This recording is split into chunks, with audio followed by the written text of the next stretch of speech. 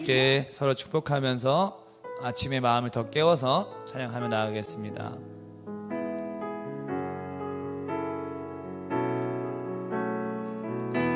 평화 하나님의 평강이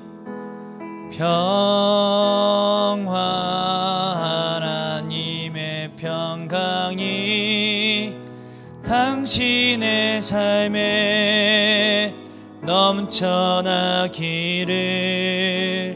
평화 하나님의 평강이 당신의 삶에 가득하기를.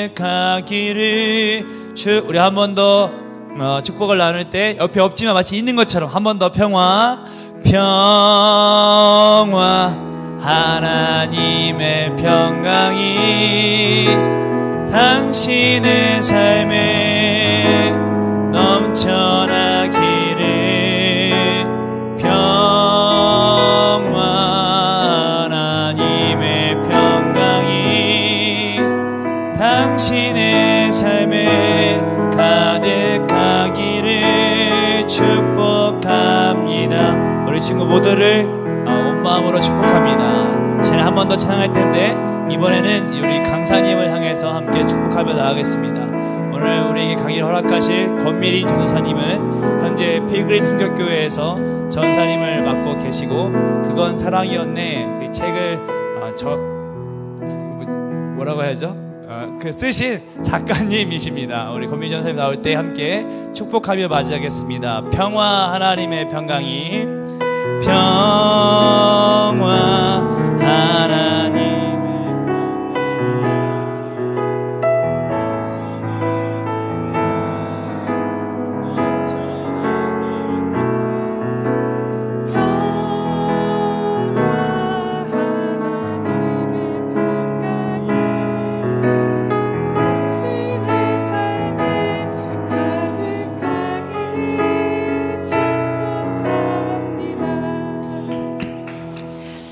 환영해 주셔서 감사합니다. 제가 기도 먼저 하겠습니다. 살아계신 하나님, 저희가 얼굴을 대면하고 몸이 모여서 함께 수련회에 참석할 수는 없었지만 하나님, 우리가 한 마음으로 같이 기도하고 참여할 때 각자의 자리가 성령께서 이끄시고 또 은혜를 베풀어 주시고 깨닫게 하시고 또 서로를 사랑하게 해주시는 자리가 될 줄을 믿습니다. 하나님, 각자의 자리에서 하나님 그냥 대충 참여하지 않게 하시고 하나님 정말 기쁨으로 주 앞에 적극적으로 참여할 수 있는 우리 이스트 청소년부 될 수 있도록 주님 축복하시고 격려해 주세요. 감사하며 예수님의 이름으로 기도드립니다. 아멘.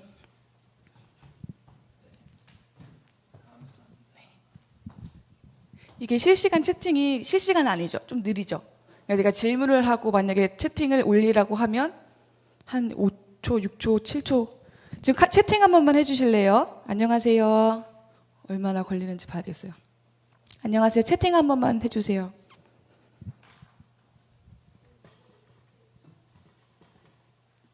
이렇게 할게요. 어떻게 하면 될까요? 와, 저도 제가 사역을 잠깐 쉬었거든요. 한 3년을. 3년 사이에 시스템이 이렇게 바뀔 줄은 정말 몰랐습니다. 혹시 이거 내려주실 수 있는 힘센 우리 의진 선생님은 힘이 약하실 것 같은데. 똑똑해야 되는 거구나 이게. 그래, 이것도 저 없었어요. 저는 이렇게 손으로 돌려가지고 인사하시네. 야, 이거 정신 없구나. 8초 상원 조사님 고맙습니다. 8초. 그래, 뭐 이렇게 하면 되죠, 뭐. 그쵸? 네, 맞아요. 뭐. 야, 적응하겠습니다. 저는 옛날 사람이 아닙니다, 아직은. 성경책 있으신 분들은 한번 찾아보셨으면 좋겠어요. 레위기 19장 말씀입니다. 레위기 19장 2절 말씀, 하반절 말씀만 읽을 거거든요. 자, 열심히 적응을 해보도록 하겠습니다. 레위기 19장 2절 하반절 말씀만 그냥 찾아만 놓으시고 펼쳐만 놓으시고 제가 대표해서 읽을게요.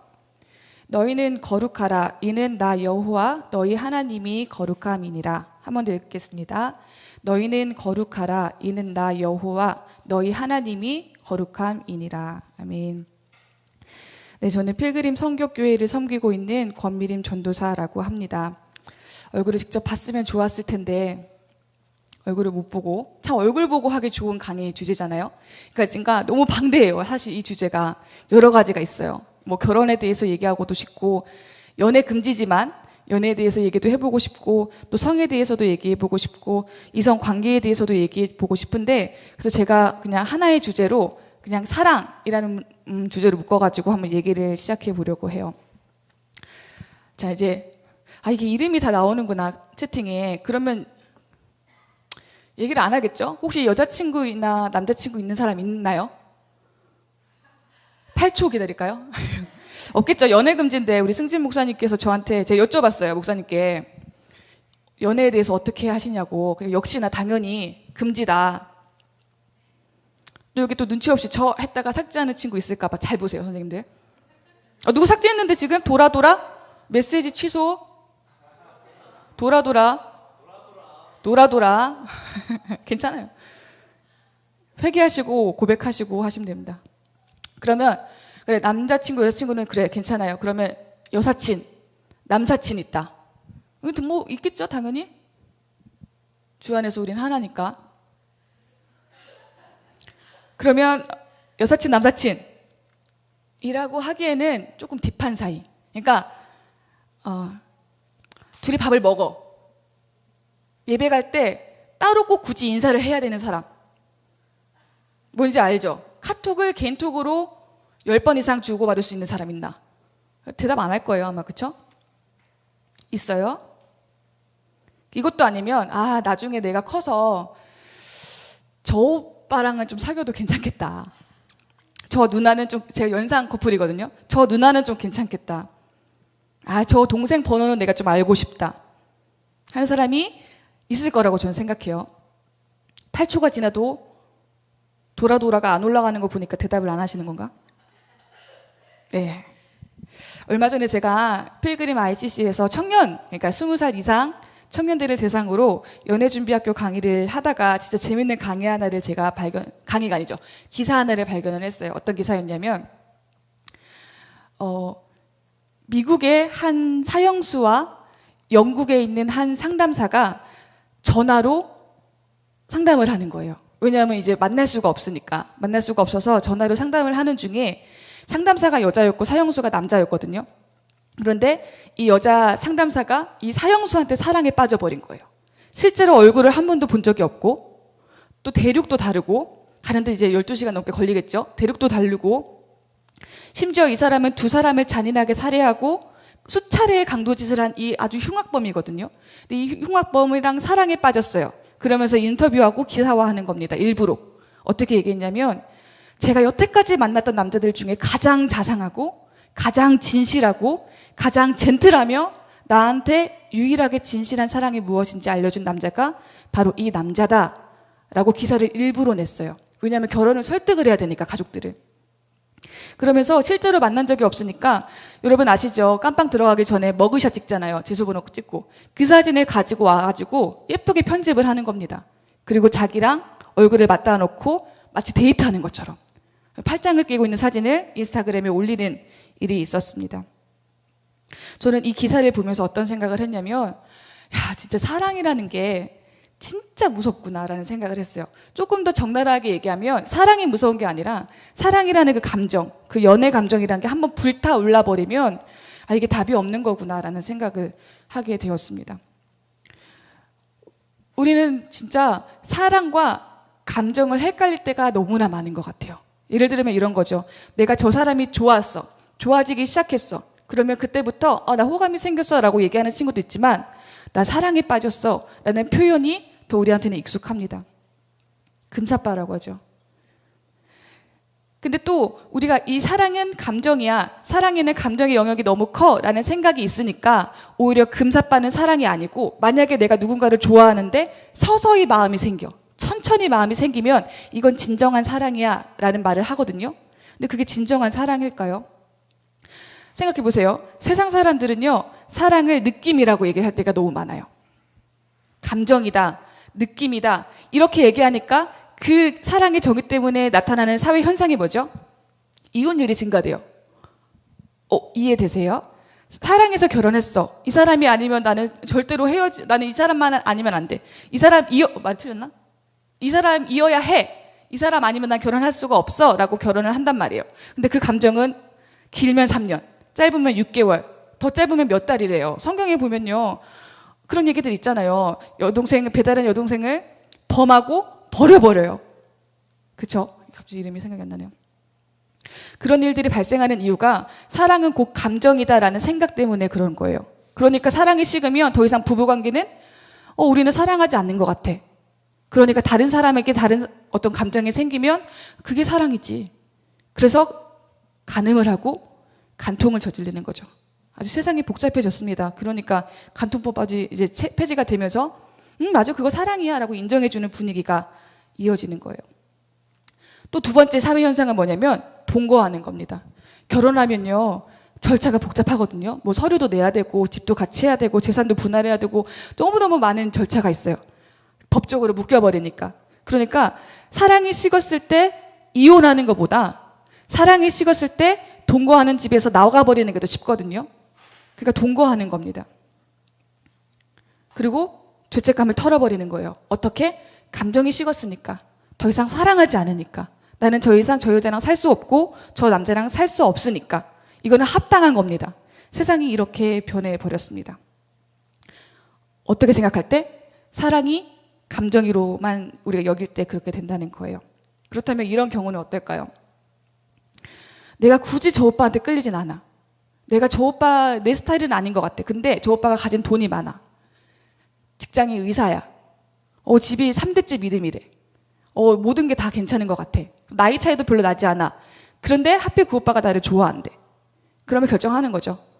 아 그래 뭐 사랑이랑 감정 아니라니까 괜찮아 이 정도는 감안할 수 있어 라면서 결혼을 해버리는 겁니다. 우리 친구들 이렇게 통학하면서 버스 옆에 붙어있는 그런 광고 많이 보셨을걸요. 결혼의 듀오 한 번씩은 보셨을 거예요. 결혼 정보 업체입니다. 그런 세상적인 결혼 정보 업체도 마찬가지고 요즘에는요 이제 뭐 ICC 얘기도 들어보고 다른 청년 공동체 얘기도 들어보면 있어요. 뭐 은혜 뭐 이렇게 해서 기독교인들만 모아서 정보를 공유하고 데이트를 해주는 데이팅 앱이 있대요. 그리고 결혼 정보 업체가 있대요. 거기서 실제로 만나고 연애도 하고 데이트도 한다고 하는데 좋아요. 뭐 그럴 수 있다고 생각해요. 왜냐하면 어딘가에 있을 내 배우자가 거기를 통해서 만나게 하실 수도 있으니까. 그런데 문제는 조건만 따지는 사람들이 나는 사랑이야. 그래 뭐 이것도 사랑의 한 방법이야 라고 생각할 때가 많다는 것이죠. 이거에 따른 문제는 무엇일까요? 그 사람이 망하면 사랑이 끝났다고 생각하겠죠. 그 사람이 잘생긴 얼굴 때문에 결혼했는데 그 잘생긴 얼굴이 못생겨지면 헤어지겠죠. 자 보세요. 사랑은 감정도 아니에요. 상황과 조건을 억지로 맞추는 것도 아니에요. 그렇다면 도대체 우리는 누구를 만나야 하고 누구를 찾아야 하고 누구와 결혼해야 하는가? 친구들 결혼이란 말 자체가 너무 멀죠. 지금 어린 친구는 몇 살이죠? 중학교 1학년? 그러면 14살, 14살. 14살부터 많으면 19살까지, 그쵸? 전사님이 33이죠, 우리가. 목사님, 저희가 33인데, 제가 30살에 결혼을 했고, 우리 목사님은 31살에 결혼하셨죠? 그쵸. 근데 목사님은 또 빠른이셔가지고 30살쯤에 결혼하셨던 것 같아요. 근데, 멀지 않아요, 생각보다. 제가 무슨 얘기를 하고 싶냐면 여러분 지금부터 나 이런 사람이랑 결혼해야지 라는 생각이 없으면요 누가 나한테 와가지고 번호 따가고 그래 우리 사귀어볼까 하고 사귀고 우리 그러면 때가 됐으니까 결혼할까 해서 결혼하면은 그냥 이렇게 하다가 결혼하면 지금 제 나이가 된다니까요. 그러니까 제가 지금 이 강의하는 거는 여러분 지금부터 생각해봐야 돼요. 내가 어떤 사람이 되어야 하는지 또 내가 어떤 남자 또는 어떤 여자를 만나야 되는지 이거 금방 와요. 보세요. 전도사님 주변 아니면 전도사님보다 나이가 어린 사람들 있잖아요. 20, 30대 청년들. 제 주변에는 벌써 결혼을 결정하는 사람들 혹은 결혼을 안 하겠다고 결정하는 사람들 혹은 이혼한 사람들이 너무 많아요. 그 사람이 특별히 그렇게 일찍 결혼한 것도 아니에요. 그냥 그 나이에 맞게 아무튼 뭐 교회 청년들은 조금 일찍 결혼을 한다 해도 27살부터 결혼한다고 해도 얼마 안 남았어요, 여러분. 지금부터 제대로 안 해놓으면 큰일 나요. 보세요. 결혼하고 싶어 하는 청년들의 대부분은 다, 제가 만난 대부분은 저 포함해서 약간 그런 거예요. 정서적인 안정감. 어떤 성적인 범위가 안전한 거.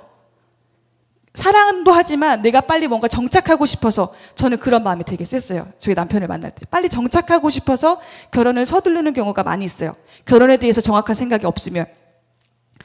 두 번째, 비혼주의를 선포하는 사람들은 좀 두 가지 부류로 나뉘는데, 첫 번째는 진짜 주님을 위해서 내가 결혼하지 않겠다. 세 가지 부류네요. 그런 부류가 하나 있고, 두 번째는 나는 자유롭게 연애만 하겠다라는 부류가 있어요. 크리스천 중에도 있어요. 자기는 자신이 없대요. 한 남자와 한 여자와 그렇게 어떻게 60년, 70년, 80년을 같이 살아. 나는 그럴 수 없어. 라고 해서, 물론 크리스천이니까 이제 성범죄를 저지르지 않는 범위 안에서 하겠죠. 연애를 계속 하거나 나중에는 연애 감정이 사라지면 난 자유롭게 살래, 멋지게 살래 하는 부류가 있고, 세 번째 부류는 의지하지 않았지만 비혼이 되는 거죠. 정신 못 차리고 있다가 나는 되게 이렇게 데이팅도 많이 들어오고 소개도 많이 들어오니까 정신 못 차리고 있다가 더 이상 들어오지 않아. 그때 찾지 못했어. 그렇게 해서 나는 주님의 일을 위해서 그렇게 할 거예요 얘기는 하지만 결혼을 못 하시는 분들도 생겨요. 이 세 가지 부류가 다 행복하고 불행하고 이건 제가 다 모르겠어요. 제가 경험해 보지 못한 세계이기 때문에. 그런데 분명한 거는요, 저희가 결혼에 대해서 가치관이 정확하게 주어져 있지 않으면 이 세 가지 중에 하나로 빠질 가능성이 너무너무 많다는 거예요. 심지어 우리 부모님이 사이가 너무 좋고, 심지어 우리 부모님이 너무너무 아름다운 결혼 생활을 하고 있다 하더라도 그 밑에 자란 자녀들은 그런 부모님과 같은 부부가 될 가능성이 높다 하더라도 아니요, 세상은 이제 그렇게 놔두지 않을 거예요. 그래서 저는 지금 중학교 1학년이면 더 좋고요, 고등학생이면 좀 덜 좋고요. 아무튼 지금부터 결혼에 대해서 생각을 꽉 잡고 있지 않으면 그냥 흘러가 버릴 거라는 얘기를 계속하고 있는 거예요. 그리고 어쨌거나 전도사님은 여러분들이 꼭 반드시 결혼했으면 좋겠어요. 결혼하고 싶은 사람 이거 한번 올려보세요. 채팅 봅시다. 결혼하고 싶겠죠? 결혼하고 싶은 사람은 결혼이라 쓰고, 결혼하기 싫어요 하는 사람은 비혼이라 한번 써봐요. 한번 봅시다. 우리 8초요 전도사님. 저는 결혼했으니까 결혼이라 써야지. 결혼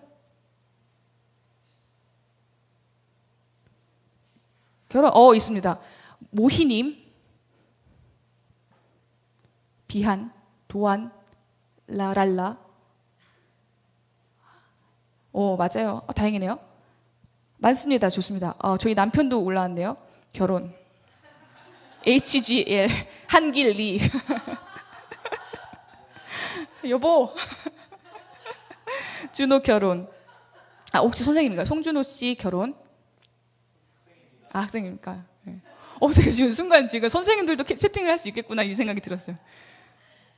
MI는 우리 명진쌤이겠죠? 결혼. 좋습니다.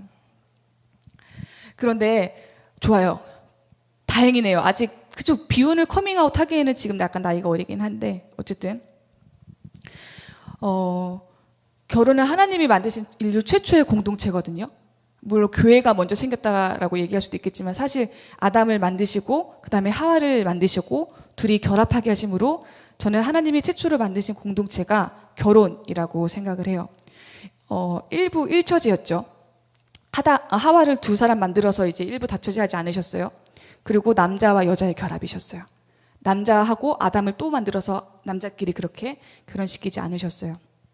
인류를 이제 물로 심판하실 때, 그리고 심판이 끝난 후에 다시 재건하실 때도 노아 부부를 포함한 4쌍의 부부를 통해서 주님께서는 인류를 다시 만들어 가셨습니다.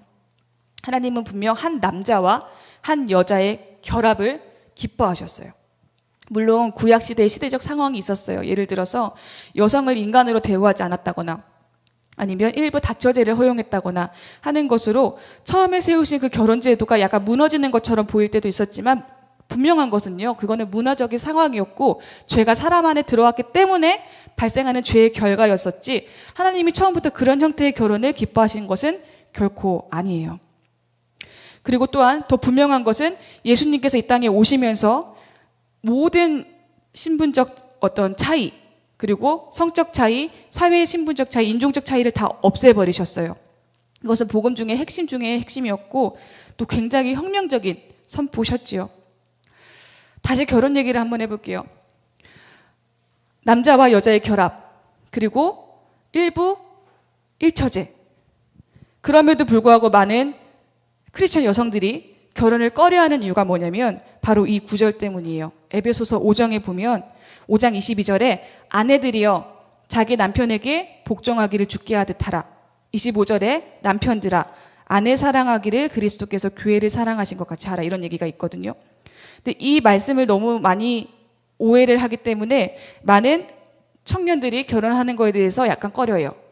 제가 보니까 진취적이고 똑똑하고 자기 커리어가 분명한 여성일수록 어떻게 남성한테 복종하며 살 수가 있어? 라고 생각하면서 결혼을 꺼려하는데 생각해보세요. 복종이 쉽겠어요? 사랑이 쉽겠어요? 그냥 사랑이 아니라니까요. 그리스도께서 교회를 사랑하신 것 같이 그렇게 남편을 아내를 사랑하셔야 된대요.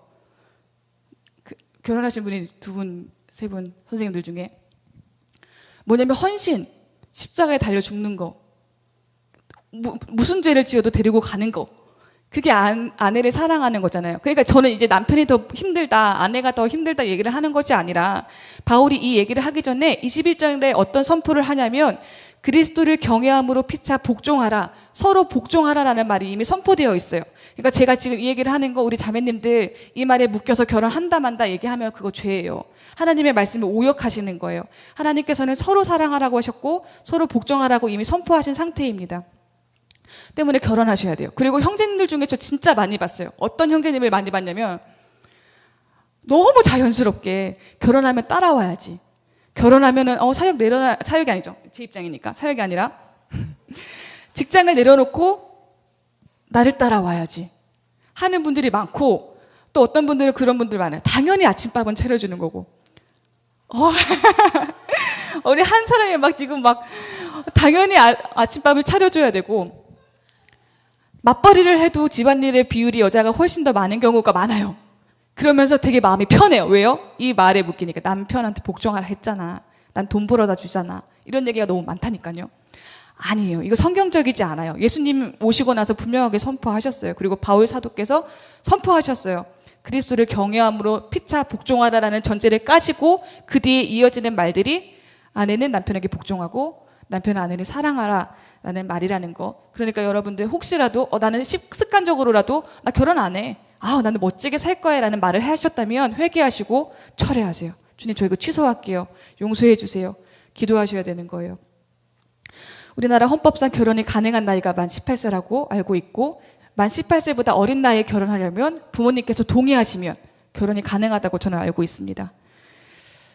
그러니까 제가 생각하기에 결혼할 수 있는 그래 너는 결혼할 수 있어. 그래 해서 최소한의 나이가 18세인 것 같아요. 근데 제가 생각하기에 결혼이 가능한 나이는 부모님의 손을 빌리지 않고 내 스스로 돈을 벌어서 가정을 꾸릴 수 있으면 저는 결혼이 가능한 나이라고요. 그렇기 때문에 다 기준이 다르겠죠. 어떤 분들은 뭐 바로 사회에 들어가셨으면 이를 수도 있고 아니면 공부가 길어지시면 뭐 30이 넘을 수도 있고라고 생각을 해요. 자, 그러면 결혼은 그렇다 치고 그럼 언제부터 연애할 수 있을까요? 우리 금연 공동체, 연애금지 공동체 써보실래요? 이거 써보면 얘기할까요? 언제부터 연애가 가능할까요? 지금 빨리 해보세요. 채팅. 언제부터 가능할까요? 나왔나 봐요.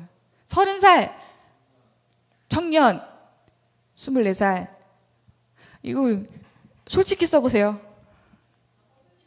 선생님들이시죠? 그러게. 진짜? 빨리 여보세요? 얘들아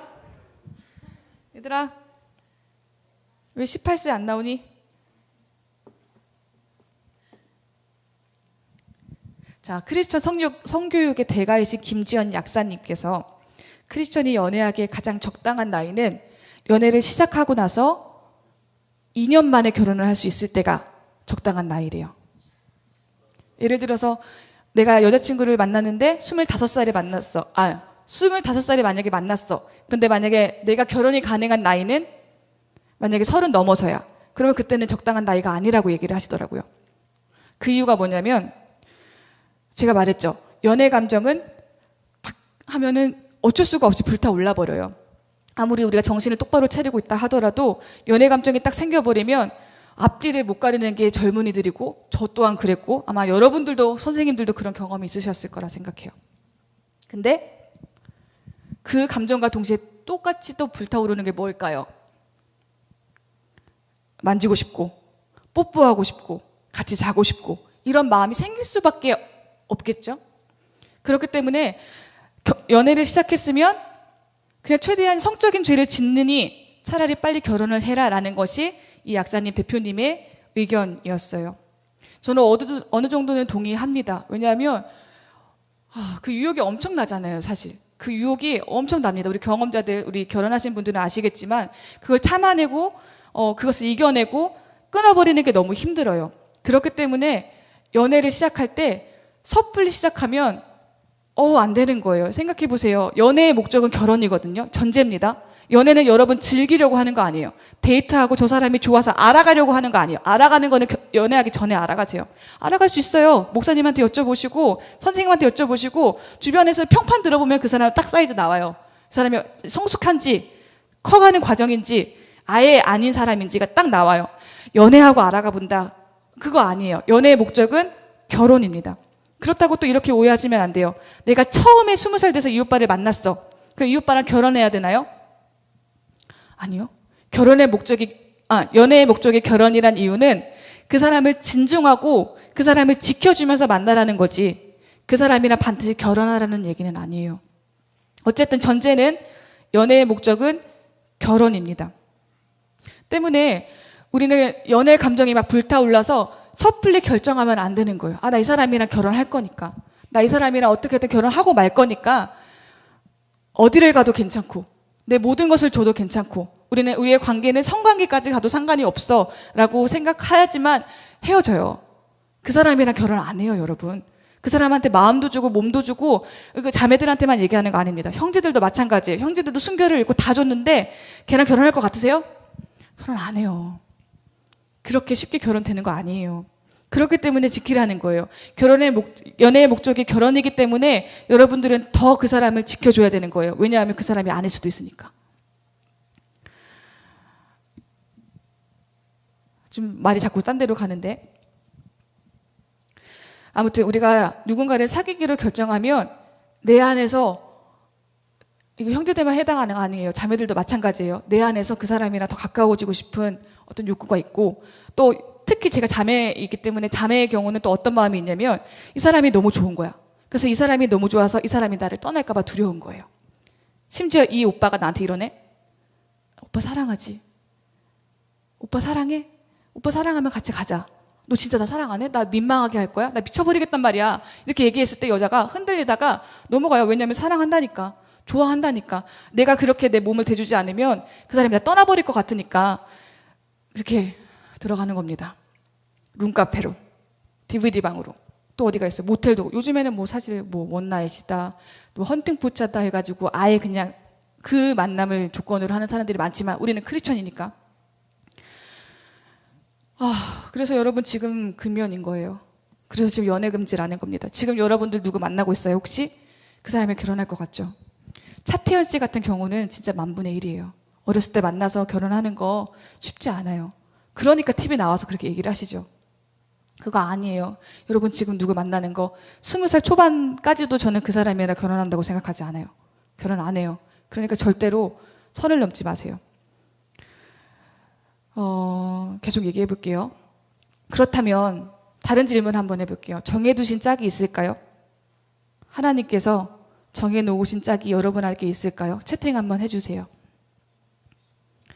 하나님이 나를 너무 사랑하셔서 내가 태어날 때부터 내 짝은 뭐 태어났든 아직 태어나지 않았든 해놨다. 혹은 아니다. 운명은 내가 개척하는 것이다. 어떻습니까? 어렵습니까? 채팅이 안 올라오네요. 반반.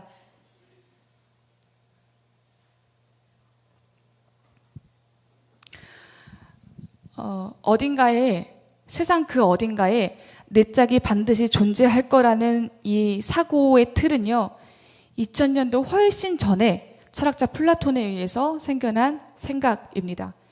플라톤의 향연을 보면요, 플라톤은 사람들 중에서 자웅동체의 사람, 그러니까 남성성과 여성성이 한 몸에 동시에 있는, 그리고 또 책을 읽어보면 그렇기 때문에 팔이 4개고 다리가 4개인 완전한 초인이 존재했다고 얘기하고 있습니다. 그리고 그 초인들의 힘이 너무나 막강했기 때문에 제우스는요, 이 초인들이 이렇게 반란을 일으킬까봐 이 남성성과 여성성을 가지고 있는 모든 초인들을 반으로 잘라서 남자와 여자를 만드시고 세상에 흩어버렸다는 얘기를 향연에서 물론 소설처럼 적어서 두었더라고요.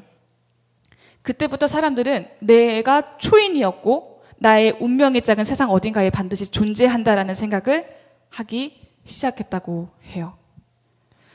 여러분은, 여러분의 영혼과 여러분의 존재는요, 누군가를 만나서 내 영혼의 단짝, 내 어떤 2분의 1을 만나서 완전해지는 존재가 아니에요. 여러분은 이미 완전해요. 왜냐하면 하나님께서 완전하게 지으셨거든요. 남자와 여자로 완벽하게 지어 놓으셨습니다. 그렇기 때문에 우리가 불완전하다면 그것은 누군가를 만나서 내가 체험을 받아야 하기 때문에 불완전한 게 아니라 아직 하나님을 만나지 않았기 때문이에요. 아직 십자가를 경험하지 않았기 때문이에요. 그렇게 우리가 하나님과의 먼저 연합을 이룬 후에, 이건 제 개인적인 생각이고 제 개인적인 생각입니다만 저는 스스로 선택해야 된다고 생각해요. 그리고 그 선택이 하나님이 끌어주신 선택이라고 저는 믿습니다. 어렵죠? 너무 중립적으로 얘기했죠. 아무튼 저는 결혼의 상대는 제가 가지고 있는 가치관과 제가 가지고 있는 신앙관과 제가 가지고 있는 세계관과 그거의 모든 기준들에 맞는 사람을 제가 스스로 선택했다고 저는 생각을 합니다. 물론 그 선택하는 과정이, 이 얘기를 먼저 해야 되겠네요. 제가 남편을 어떻게 만났냐면, 저는 22살인가요? 23살쯤에 이미 약간의 썸이 있었어요, 남편과. 그때 약간 썸이 있었어. 근데 저의 사수, 지금의 목사님이 어떤 목사님께서 야, 너희들 만나면 안 돼. 너네들 연애하면 안 돼라고 얘기를 하셨고, 헤어져라. 연락하지 마라. 라고 이렇게 저에게 선포를 해버리신 거예요. 그래서 순종했죠. 순종하세요. 우리 김성진 목사님께. 순종했죠. 그래서 연락을 끊고, 문제는 이 사람이, 제 남편이 군인이었거든요. 지금은 전역을 했고, 이제 조금 있으면 이제 임관을 해서 지방으로 내려가야 했어요. 근데 이제 연락은 이미 두절된 상태이고, 어디를 가야 되나? 멀면 부산까지 내려간다는데 초조해하고 있는데, 부산보다 더 먼 창원인가요? 거기, 그리고 함안 그쪽으로 가게 된 거죠.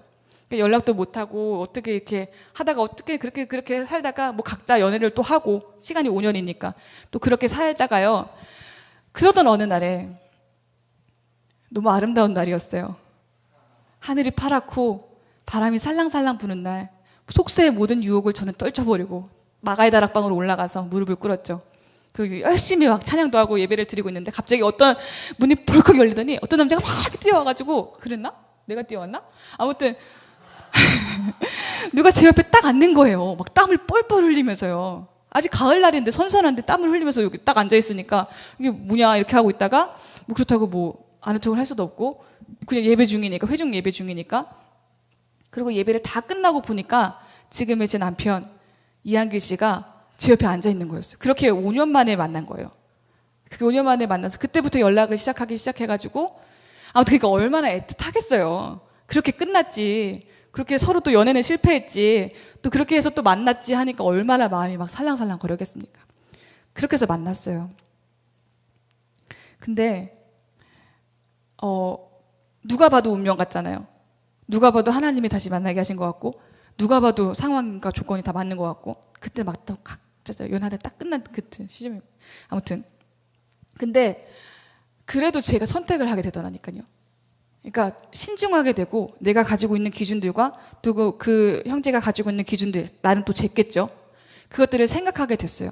그래서 저는 이 경험들을 통해서 결혼을 결국 내가 선택하고 내가 책임지는 거지만 주님께서 도와주시는 거구나 만나게 하시지만 선택은 내가 하는 거구나라는 생각을 많이 하게 되었어요.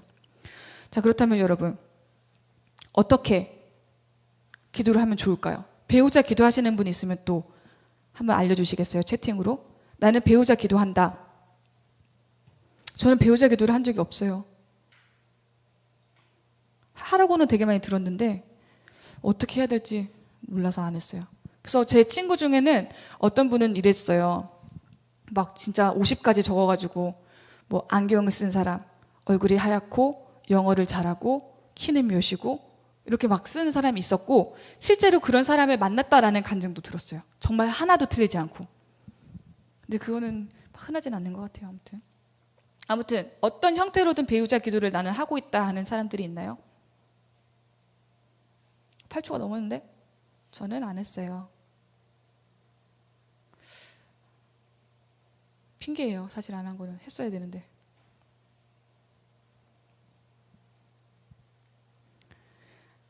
하고 계신 분도 계시고 안 하고 계신 분도 계시고. 그럼 나는 했었다. 선생님들 하셨었어요? 결혼하신 분들? 노코멘트. 저도 안 했고. 게리 토마스 목사님 얘기를 좀 하려고 해요.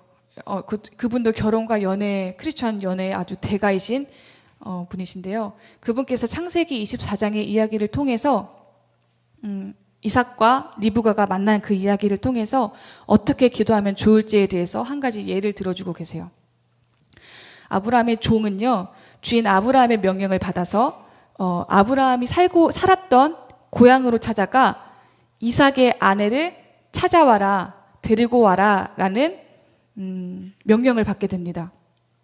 부담스러웠겠죠. 뭐 자기 짝꿍도 아니고 자기 아들의 짝꿍도 아니고 자기가 섬기고 있는 주인의 아들의 며느리감을 데리고 오라는 거니까 얼마나 부담스러웠겠어요.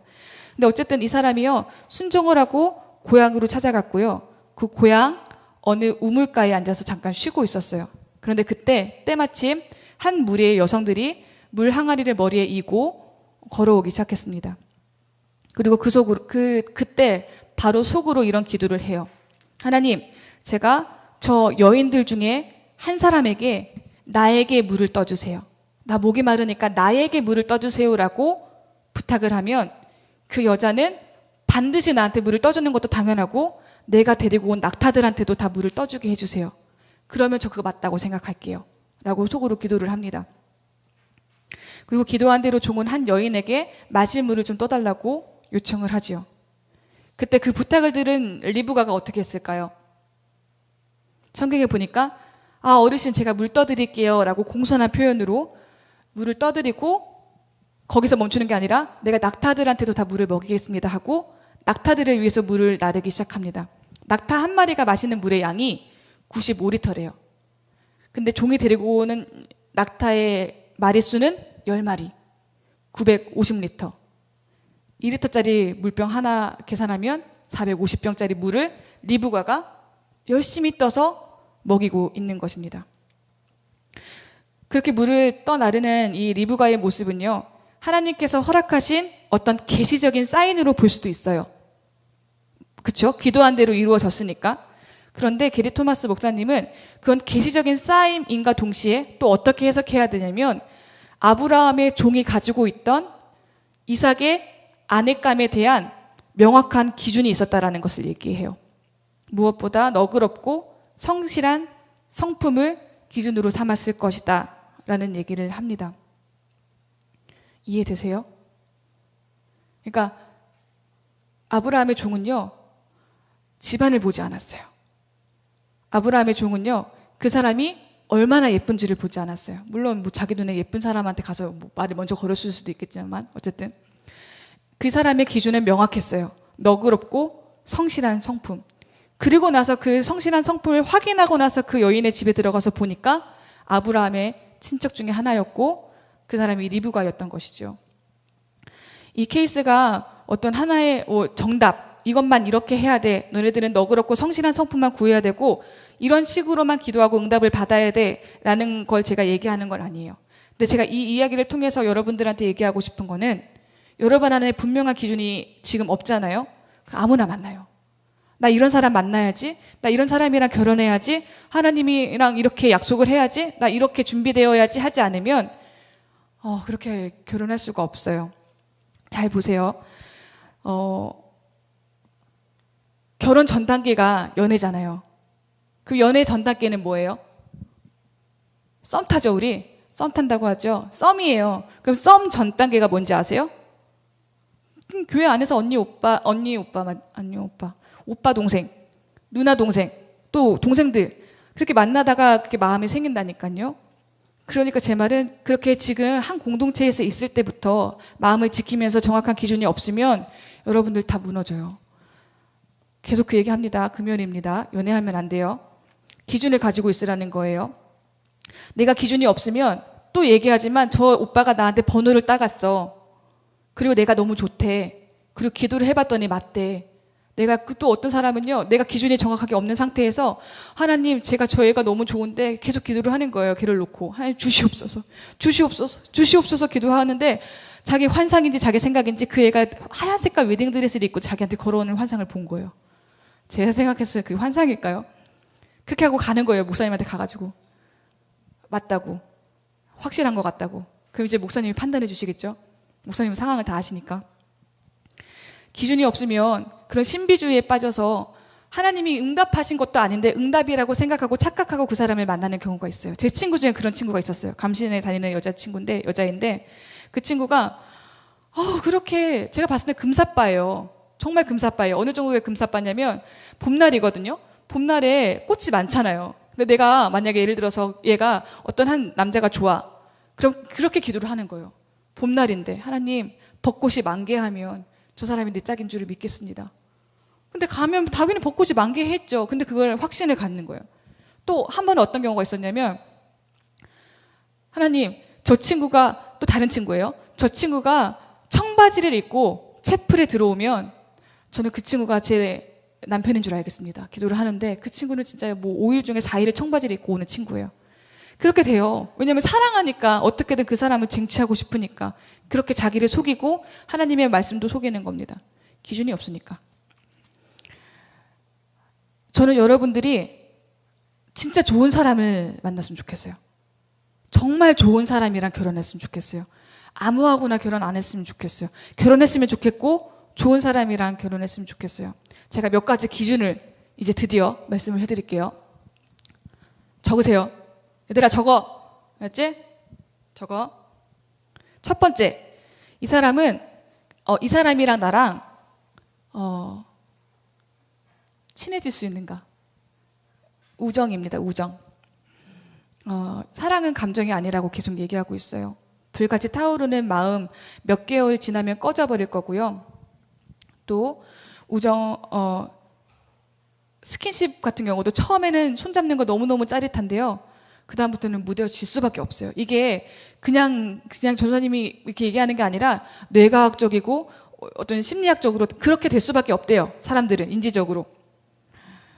만약에 그 짜릿한 거 그리고 너무 막 설레고 너무 막 잠 못 자고 막 그런 거 있잖아요. 그게 지속되면 사람은 죽는데요. 심장마비가 와서. 그러니까 하나님이 그렇게 만들지 않으셨어요. 우리를. 그렇기 때문에 우리가 감정이 막 불타오르고 얘가 너무 좋고 사랑스럽고 얘가 아니면 안 될 것 같아서 결혼하는 것보다 제가 봤을 때는 여러분들 이 사람이랑 나랑 오래 갈 수 있는가를 봐야 돼요. 대화 코드가 맞는가? 취미가 같은가? 같은 목표를 가지고 있는가? 같은 신앙을 가지고 있는가? 가치관이 같은가? 이게 틀리면 멀리 갈 수가 없어요.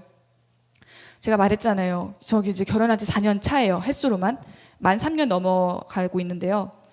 남편은 그 당시에 춘천에서 대위로 군생활 중이었어요. 저는 인천에 있고 춘천에 있고 ITX를 타고 가면 1시간 20분. 용산역 도착.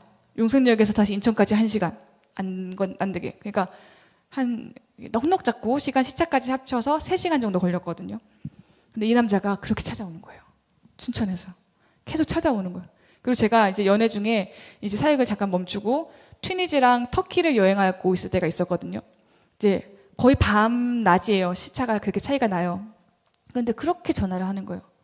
걱정된다고. 그렇게 밤새 통화를 하고 그렇게 점프를 뛰고 아무튼 그랬던 형제와 결혼을 했습니다. 결혼하고 나서도 3-4시간씩 통화할까요? 밤새 붙잡고 얘기하고, 아 여보 오늘 출근해야 되는데, 아 아니야 난 여보랑 더 얘기하고 싶어. 아 여보 그래도 내일 아침에 일찍 가야지 훈련이 있잖아. 아 아니야 그거 중요하지 않아. 이랬을까요? 듣고 있나? 잘 때 건드리면 아우 자기 그거 훈련 가야 되는데 알죠? 2박 3일 훈련 얼마나 힘들고 그거 얼마나 힘들겠어요. 아는데도 서운해요. 아무튼 우리 형제님도 그렇고 저도 그렇고 그렇게 애틋하지 않아요. 연애할 때처럼 막 그렇게 좋거든요. 결혼하면 마음도 안정적이고 사랑하고 여전히 이 사람이 나한테 최고고 너무 좋은데 그게 그렇게 결혼할 때처럼 애틋하지 않아요. 경험하신 분들은 아실 겁니다. 그쵸? 네, 다행이에요. 저만 그런 게 아니라서. 그렇게 애틋했는데도 그렇게 돼요. 또 문제는 뭔지 알아요? 저희는 진짜 엄청 싸웠어요. 너무 좋아서 결혼했어요. 좋으니까 결혼했겠죠. 근데 1년 동안 어떻게 싸웠냐면요. 야 이러다가 끝나겠다. 아 이거는 더 이상 살 수 없다. 저 사람이랑 저 인간이랑 나랑은 정말 더 이상 말을 섞을 수가 없다. 왜냐면 아 우리 이제 대화해보자 하고 대화를 해요. 싸우지 말자. 감정 섞지 마 하고 딱 대화를 하면 대화가 다 이런 식인 거예요. 그러니까 A는 B고 B는 C고 C는 D니까 A는 D잖아. 내 말이 맞지? 그러면 거기서 A 다음에 A 다시는 어디 갔어? 이런 식으로 논리 싸움, 감정 싸움, 자존심 대결 이렇게 하니까 이게 더 이상 살기 못 되더라고요. 엄청 싸웠어요, 진짜 저희는. 근데 진짜 아차 싶더라고요. 이렇게 하다가 정말 끝나버리겠다. 우리 이제 더 이상 우리 이혼할 수도 있겠다라는 생각이 들 때 저희가 어떤 생각을 했냐면 우리 같이 뭔가를 해보자라고 해서 저는 게임을 검장하지 않습니다만 저희는 저희 관계를 살리기 위해서 크레이지 아케이드를 하기 시작했어요. 물풍 있어요. 아주 고전 게임 있어요. 물풍 이렇게 탁 터트려가지고 서로 이렇게 해서 그래 3대5 내가 이겼어 막 이러면서 게임을 했었거든요. 그거 왜냐하면 뭔가 같이 해야 되니까. 물론 그거 말고도 많이 찾았어요. 뭐 같이 자전거도 타고 배드민턴도 치고 여행도 가고 많이 했었어요. 그리고 두 번째는 가정 예배를 드리기 시작했습니다. 그때 임채 목사님께서 저희 주례를 해주셨는데 목사님께서 저희에게 눈 뜨고 손잡고 기도하고 자기 전에 손잡고 기도해라는 걸 저희는 4년째 하고 있어요. 그것만 했어요. 가정 예배 얘기를 안 하셨기 때문에 가정 예배는 안 하고 눈 뜨고 기도하고 이제 감기 전에 기도하고 그것만 했거든요. 근데 이제 그거 갖고는 안 되겠다. 우리의 영적인 상태가 그렇게 강하지 않다. 그래서 막 싸우다가 한 1년 결혼하고 1년 전쯤부터 후부터 가정 예배를 드리기 시작했습니다. 그리고 마주 앉아서 기분이 나쁘면 한 5분도 안 걸리고 막 은혜가 넘치면 10분 넘게 하고 그렇게 예배를 하기 시작하니까 우리가 결혼 전에 함께 공유했던 목표들이 상기가 되더라고요. 아 우리가 같이 결혼해서 고아들의 어머니 아버지가 되기로 했지. 우리 선교지에 나간다고 이렇게 결혼했었지. 우리가 결혼 전에 배웠던 각자의 공동체에서 박보영 목사님 밑에서 배웠던 가치들이 이런 것들이지 상기가 되더라고요. 그렇게 저희는 우정을 쌓아 나가는 방법을 찾았어요. 같이 취미 생활하고 예배드리면서 대화하고 기도하고 결혼을 유지시켜주는 것은 결코 에로스적인 사랑이 될 수가 없어요. 그 사랑은 오래 가지가 않아요. 그리고 사람들이 착각해요. 감정이 끝나면 사랑은 끝난 거야. 아니요. 감정이 끝나는 그 순간부터 진짜 사랑이 시작이 되는 거예요. 그게 이해하기 좋으라고 제가 우정이라는 말을 쓴 거죠. 근데 이 우정이라는 단어의 어감이 좀 그렇잖아요. 우리 특히 한국 사회에는 이런 얘기 많이 하잖아요. 부부가 정 때문에 산다. 아유, 내가 진짜 정 때문에 살지. 그런 말 쓰지 마세요. 예수님께서 여러 가지 우리와의 관계에 대해서 여러 가지 비유를 들어주셨지만 그중에서 제가 가장 충격을 받았던 그리고 제가 가장 감사한 비유는 친구 관계의 비유였어요. 요한복음 15장에 보면 예수님께서 사람이 친구를 위하여서 자기의 목숨을 내어놓는 것보다 더 큰 사랑은 없다. 그러고 나서 주님께서 우리의 친구가 되어주시겠다라는 어마어마한 약속을 하시거든요. 내 목숨을 다른 사람을 위해서 내어놓는 것이 우정이에요. 저는 이 관계가 우리 안에서 부부 안에서 회복되어야 된다고 생각해요. 그래서 여러분들 지금 막 엄청 애틋하고 저 오빠 좋고 저 누나 아니면 안 되고 저 동생 아니면 안 되고 그런 사람들 말고 지금은 여러분 만날 때 아니지만 한번 그런 사람을 만나세요. 언젠가 그때 같이 우정을 쌓을 수 있는 사람. 두 번째로 중요한 것은 그 사람의 성품이에요. 잘 웃고 열심히 하고 이런 것도 진짜 중요한데요. 그것만으로는 그 사람의 성품이 100% 드러나지는 않아요. 나는 사람인지 아닌지를 확인하는 방법 3가지를 제가 알려드릴게요. 첫 번째, 그 사람이 약한 사람을 대할 때 어떻게 대하는지 보세요. 예수님은 가난한 사람들, 병든 사람들, 죄인들의 친구가 되어 주셨잖아요. 만약에 여러분들이 어떤 사람이 어떤 사람인지를 확인하고 싶으면 그 사람이 식당 점원한테 어떻게 하는지를 한번 확인해 보세요. 점원이 정말 나이스하게 서빙을 해주고 서비스를 제공할 때 말고 잘못된 음식을 갖다 주었거나 아니면 내가 먼저 왔는데 다른 테이블에 먼저 음식이 주어지거나 그런 경우 반응을 보세요. 작년 겨울에 눈오리 만드는 거 아세요? 이렇게 찍어가지고 눈오리 만드는 거 유행했었어요. 어떤 한 대학생 커플이 길을 가다가 그 눈오리들이 쫙 있는 걸 본 거예요. 그래서 이 여자가 난리가 났죠. 너무 예쁘다, 귀엽다, 오빠 우리도 저런 거 만들자 하고 있는데 그런 얘기하면서 딱 옆을 돌아봤는데 그 오빠가 뭐 하고 있었냐면 그 눈오리들을 하나씩 밟고 있었대요. 이렇게 하나씩. 그때 그 여자는 결심했어요. 나는 이 사람이랑은 오래가지 못하겠다. 이렇게 얘기할 수도 있죠. 그깟 눈오리 생명도 아니고 살아있는 것도 아니고 그럴 수 있는 거 아니야? 제가 얘기하는 건 그게 생명이다 아니다 그 얘기를 하는 게 아니에요. 자꾸 하찮은 것을 어떻게 대하는지를 보면 그 사람이 어떤 사람인지를 알 수 있어요. 또 형제님 팁 하나 드릴게요. 그 자매가 자기 부모님한테 어떻게 하는지 보세요.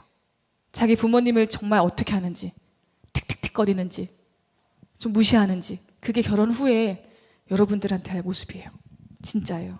그러니까 그렇게 나랑 가까운 사람, 약한 사람, 그런 사람들한테 어떻게 대하는지를 확인하는 것을 통해서 그 사람의 인격의 성숙도를 우리는 어느 정도 확인할 수가 있습니다. 두 번째는 그 사람이 하나님 앞에 서는 모습을 보아야 해요. 이 얘기하면 뇌리에 스치는 한 사람이 있을 거예요. 기도 인도하는 그 오빠, 묵묵히 피아노 치는 그 자매, 말씀을 전하시는 유부남이시구나 전도사님 목사님 말고. 그런데 문제는 또 뭐냐면 우리 눈에 띄는 그 사람은 그 사람 좋아하는 사람 10명 있을걸요? 교회 안에? 그렇게 그걸로만 그 사람이 인격적이다, 하나님 앞에 진실하다라는 걸 확인할 수 있는 건 아니에요. 마음 아픈 일이지만 그런 일들은요, 외식일 수도 있고요, 위선일 수도 있고요, 감정의 카타르시스일 수도 있어요. 내가 여기서 눈물 한번 쏟는 것으로 내 마음이 시원하니까 그렇게 예배 드리는 거일 수도 있어요. 여기에서 예배 드리는 모습, 섬기는 모습만으로는 여러분들 그 사람이 진짠지 가짠지 판단할 수가 없어요. 그 판가름은요, 교회 밖으로 나가면 보일 거예요. 정말 주를 위해서 싸우는가? 동성애 반대하고 있는가? 가치관으로 볼 때.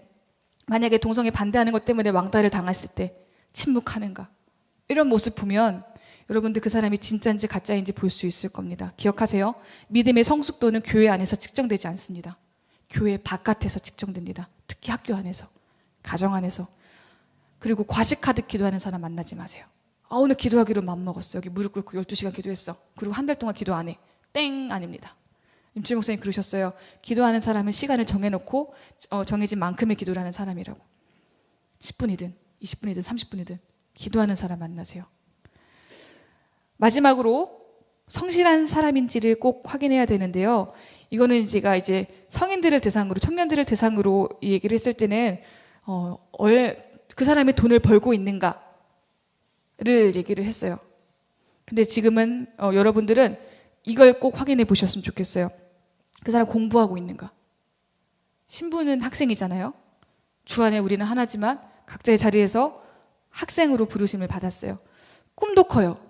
비전도 있어요. 믿음도 있는 것 같아요. 그리고 기도도 진짜 열심히 하는 것 같아요. 그런데 교회에만 있어요. 공부 안 해요. 그러면 그 사람 좋은 사람일까요? 저는 그렇게 생각 안 해요.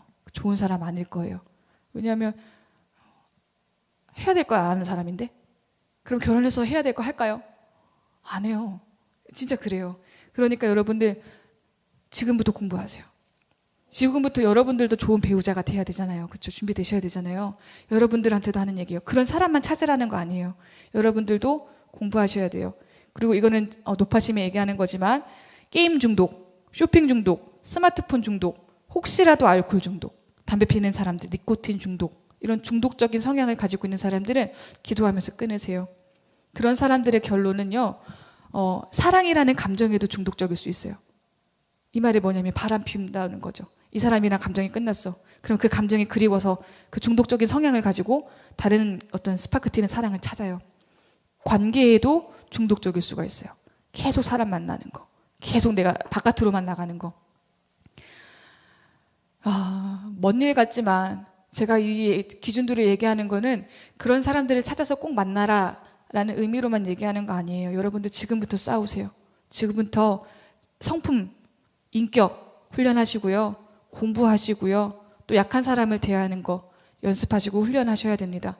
좋은 사람은요, 좋은 사람 만나요. 사람들은 그렇게 바보가 아니에요. 진짜 똑똑해요. 그래서 진짜 사명감에 결혼하는 것도 웃기긴 한데, 사명감에 그 사람, 안 좋은 사람을 선택하는 사람은 없어요. 내가 좋은 사람이면 알아서 좋은 사람 만나게 되고, 내가 그런 눈이 생기면 그런 사람을 내가 선택하게 되는 거예요. 그러니까 여러분들 지금부터 준비하시되, 다시 말하지만 연애 금지입니다. 지금 준비하는 시간. 길어야 6년, 짧으면 1년 참으십시오. 그리고 혹시라도 내 안에 그런 마음이 생기고 누군가 좋아진다면, 그리고 그 마음이 약간 걷잡을 수 없다면 찾아가셔서 고백하지 마세요. 보호하기 위해서예요. 그리고 반드시 목사님께 가세요. 목사님 막 소문 내는 사람, 그러면 아닌 사람 아니에요. 야, 누가 A가 B를 좋아한대. 야, 누구 뭐 이렇게 얘기하시는 분 아니에요. 제가 얘기하라는 이유는 여러분들 보호하기 위해서예요. 만약에 여러분들 공동체 안에서 막 소문낼 필요는 없어요. 어떤 사람은 또 그래요. 내가 A를 좋아하는데 혹시라도 누가 A를 건드릴까봐 일부러 소문을 내는 사람들이 있어요. 못 건드리게. 나 A 좋아해. 나 A 좋아하는데 혹시 A에 대해서 어떻게 생각하니? 너 혹시 A에 대해서 마음이 있니? 안 되는데 내가 먼저 찜했어. 이게 아니라 믿을 수 있는 사람도 있어요. 선생님들, 목사님, 전도사님. 그리고 여러분들 부모님께 잘 얘기 안 하죠. 부모님께 말씀하세요. 누구보다 여러분들 사랑하시는 분이 부모님이시거든요. 부모님이랑 비밀을 만들지 마세요. 비밀을 만들면은 죄로 빠집니다. 그래서 그 마음이 생기면 목사님께 얘기를 해주시면 너무너무 좋을 것 같아요. 여러분도 살고 공동체도 사는 일입니다.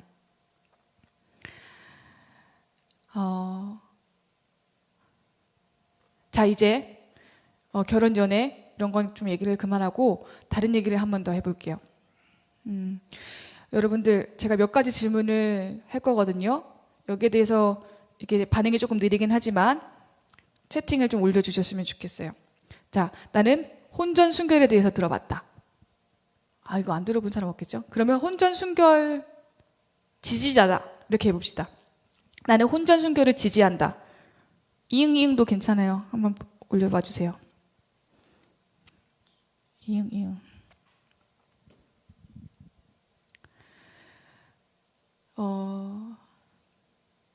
그쵸, 이거 선생님도 아니죠? 네. 형민아 고맙고, 도하나, JY, 정은이도. 정은이가 여러분의 초딩 때 강균성이라는 가수가 나와서 혼전순결에 대해서 되게 많이 방송에서 이렇게 계속 노출을 시켰어요. 혼전순결 해야 됩니다. 혹시 혼전순결을 지키지 못하시더라도 다시 결단하시고 가시면 되는 겁니다. 라는 얘기를 되게 많이 했었어요. 그리고 가수 비와 김태희 씨도 혼전순결주의자로 잘 알려져 있고, 자두사모님 잘 아시죠? 그리고 개그맨 오지연 씨도 혼전순결에 대해서 계속 얘기를 하고 드러내고 이제 권유를 하고 있는 분들로 제가 알고 있습니다. 혼전순결은 말 그대로 결혼 전에 성관계를 갖지 않는 것을 얘기를 해요. 예수님께서 저희에게 간음하지 말라고 우리가 매일 읽는 산상수훈을 통해서도 말씀하셨고, 곳곳에 또 그런 얘기들이 적혀져 있습니다. 자, 그렇다면 이 간음이 뭔지를 한번 생각을 해볼게요. 이거는 성경, 라이프 성경사전 이런 데서 찾은 게 아니라 우리 국어사전에서 간음, 간통이라는 말을 검색을 해보면 어떻게 나오냐면요. 간음이란 배우자 외에 다른 사람과 성관계를 맺는 것을 간음이라고 정의하고 있어요. 결혼이라는 제도 바깥에서 이렇게 성관계를 갖는 걸 간음이다. 간통은 또 간통도 비슷한 얘기였어요. 배우자와 하는 성관계가 아니라 배우자 외에 다른 사람과 관계를 맺는 것이 간통이다. 그런데 몇 년 전에 간통죄가 폐지됐죠. 무슨 말인지 알겠어요? 이해하셨어요, 여러분? 이거 심각해요. 간통죄가 폐지가 됐어요. 그러니까 사랑이라는 감정이 있으면, 연애 감정이 있으면 더 이상 내가 와이프를 사랑하지 않고 남편을 사랑하지 않고 다른 여자, 다른 남자가 사랑하게 되면 그 사람이랑 사랑해서 합의해서 좋아서 같이 호텔에 들어갔어. 성관계를 맺었어. 죄일까요? 세상 사람들은 그게 죄가 아니라고 판결을 내린다는 겁니다. 근데 성경은 뭐라고 말씀하시죠? 간음하지 말라. 생각으로도 간음하지 말라. 눈으로도 보지 말라. 그렇게 얘기를 하고 있습니다. 고린도전서 6장 18절에 보면 음행을 피하라. 사람이 범하는 죄마다 몸 밖에 있거니와 음행을 하는 자는 자기 몸에다가 죄를 짓는 거래요. 내가 간음을 하고 내가 간통을 하고 내가 음란한 행위를 하고 그런 모든 죄악들을 짓는 거는 다른 거는 그냥 몸 밖에 짓는 죄니까 상관이 없지는 않지만 그런 죄인데 니네가 음행을 하는 거는 니네 몸 안에 짓는 죄야. 더 심각한 거는 그 이후에 19절입니다. 너희의 몸은 너희가 하나님께로부터 받은 바 너희 가운데 계신 성령의 전인 줄을 알지 못하느냐. 내가 성령의 전이래요. 내가 하나님이 거하시는 처소래요. 내 안에 성령님이 계시대요. 근데 그 안에다가 우리는 죄를 짓는 겁니다. 아니, 이런 건물 안에서도 죄를 못 짓는데 여기서도 그렇게 음란한 행위 못 하는데 여기 하나님이 계시대요. 그런데 간음을 하고 간통을 저질러요. 얘기했지만 간음과 간통의 정의를 보면 배우자 외에 다른 사람과 성관계를 맺는 것을 말하는데요. 그러면 여러분 배우자 있으세요? 지금? 결혼하셨어요? 안 하셨죠? 결혼 안 했을걸요? 제가 알기로는. 그럼 배우자가 없네요. 그럼 아무하고나 성관계도 되나? 더 안 되지 않나요? 허락되지 않는 거예요, 여러분. 혼전순결은 그 혼전순결이라는 말이 성경에 나오지는 않아요. 근데 우리는 성경을 읽으면서 파악할 수 있잖아요. 하나님께서 우리에게 그것을 금지하셨어요. 성관계는 결혼이라는 울타리 안에서만 가능한 거야. 저 아직 결혼 안 했는데요? 그러니까 너 못하는 거야. 저 결혼했지만 이 사람 사랑하지 않는데요? 안 돼. 결혼 안에서만 허락된 게 성관계라는 말입니다. 세상 사람들은 반대로 얘기해요. 요즘 트렌드가 어떤 트렌드냐면요. 결혼 안에서의 성관계만 안 하면 된다고 생각해요. 원나잇, 헌팅 포차. 그리고 요즘에는 제가 이제 저는 글도 좀 쓰거든요. 근데 글 쓰는 사람들의 마인드를 이렇게 보면요. 요즘에는 뭐하러 그렇게 감정 노동을 해? 뭐하러 서로 마음을 섞어? 뭐하러 왜 너의 가치관을 공유해? 그냥 몸에만 집중해. 그런 글들이 너무너무 많아요. 그리고 되게 세련됐다 생각해요. 우리는 되게 쿨해. 우리는 한 번만 자고 헤어지고 저 사람은 내 섹스 파트너야. 내가 필요할 때 부르는 사람이야. 우린 합의했어. 괜찮아. 라는 그런 글들이 너무 노골적으로 올라오고 그게 되게 뭐랄까 되게 쿨하고 되게 힙하고 되게 나이스한 관계라고 사람들이 생각을 한단 말이에요. 근데요. 아니 상식적으로 그게 맞겠어요? 그게 그렇게 될까요? 힙한 척 하는 거지? 마음이 안 섞인 척 하는 거지? 아니에요, 여러분. 그거는 안 해요. 성관계를 맺는다는 것은 몸만 섞이는 것이 아니라 나의 영혼과 나의 마음도 그 사람과 묶여버려요. 성경에 보면 그런 말씀 있죠. 창녀와 같이 잠을 자는 사람은 상녀와 한 몸이 됐다고. 넌 창녀고 난 아니야. 그렇게 해서 내가 성매매를 했어. 그렇다고 해서 되게 얘만 나쁜 사람이고 나는 나쁜 사람 아니고 이거 아니라니까요. 그 성매매한 대상과 내가 묶여버리는 거예요, 영혼이. 성매매 대상 어떤 이렇게 호스트바 이런 데 그런 것만이 아니라 여러분들이 그냥 그렇게 관계를 맺을 경우 그게 그렇게 묶이는 거예요. 모르는 사람 말고 사귀다가 내가 누군가를 교제하다가 그렇게 한다고 해서 그게 안전할까요? 그것도 묶여요. 영혼이 묶여버려요. 근데 사귀다 보니까 그 사람이 내 짝이 아닐 수도 있잖아요. 짝이었어도 그 결혼이 행복할까요? 통계적으로 보면요. 결혼 전에 동거를 시작하고 결혼한 커플과 그렇지 않은 커플과의 이혼율을 비교해 보니까 동거를 했음에도 불구하고 결혼을 했던 그 커플들이 이혼율이 훨씬 더 높아요. 이혼율까지 가질 것도 없고 행복도를 보면요. 동거를 했던 커플과 동거를 하지 않고 정직하게 성관계 갖지 않고 정직하게 만났던 커플과의 행복도가 결혼을 시작한과 동시에 성관계를 시작한 그 커플의 행복도가 훨씬 더 높다는 결과가 많이 나오고 있어요. 과학적으로도 심리적으로도 무엇보다 성경적으로 결혼 전에 관계를 맺는 것은 그거는 안 되는 일이에요. 그건 죄입니다. 그리고 히브리서 13장 4절에 이런 말씀이 있습니다. 모든 사람은 결혼을 기휘 여기고 침소를 더럽히지 않게 하라. 음행하는 자들과 간음하는 자들은 하나님이 심판하시리라. 혼전, 순결이란 네 글자 없지만 다 담겨져 있죠. 음행하지 말아야 합니다. 간음하지 말아야 하고 혼전, 순결 하시기를 제가 부탁드립니다. 혹시라도 이미 순결을 잃었다고 하더라도요. 그러니까 십자가 보혈 아니겠습니까? 회개하고 돌이키십시오. 그걸로 선포하십시오. 지금부터 혼전순결하시면 됩니다. 절대로 내 영혼을 상하게 하는 일, 그리고 상대방의 영혼을 상하게 하는 일을 범하지 마십시오. 혼전순결을 지키기 위해서 우리가 지켜야 될 몇 가지 기준들이 있습니다. 첫 번째는요. 음란물을 보지 않는 겁니다. 포르노 끊으세요. 포르노를 끊으십시오. 이건 형제들에게만 해당하는 말 아닙니다. 요즘에는요, 제가 듣기로는 자매들도 그런 거 많이 본다고 들었어요. 그런데 자매들도 끊어야 되는 게 또 한 가지가 있어요. 포르노 포함해서 로코 드라마, 로맨스 영화, 팬픽, 소설 이런 거 보지 마세요.